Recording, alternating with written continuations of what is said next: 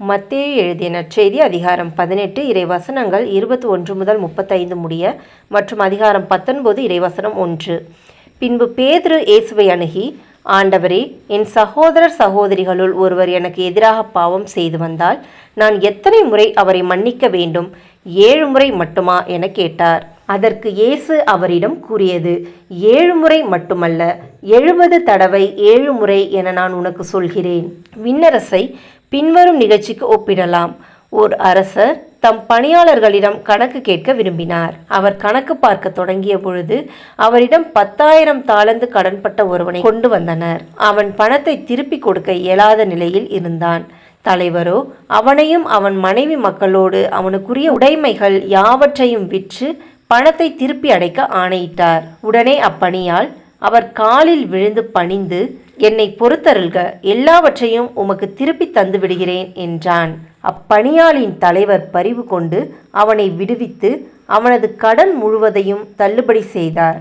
ஆனால் அப்பணியால் வெளியே சென்றதும் தன்னிடம் 100 தெனாரியம் கடன்பட்டிருந்த உடன் பணியாளர் ஒருவரை கண்டு, நீ பட்ட கடனை திருப்பித்தா என கூறி அவரை பிடித்து கழுத்தை நெரித்தான்.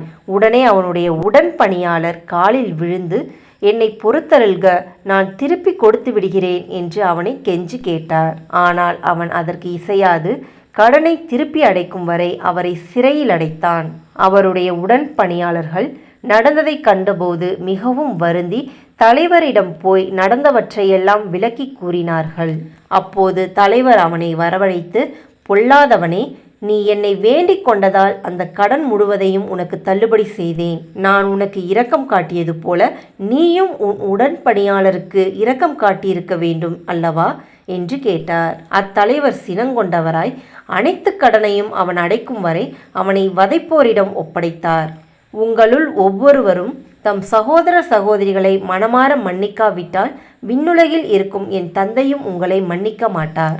இயேசு இவ்வாறு உரையாற்றி முடித்த பின்பு கலிலேயாவை விட்டு அகன்று யோர்தானுக்கு அப்பாலுள்ள யூதேய பகுதிகளுக்கு சென்றார். இது கிறிஸ்துவின் நற்செய்தி. கிறிஸ்துவே உமக்கு புகழ்.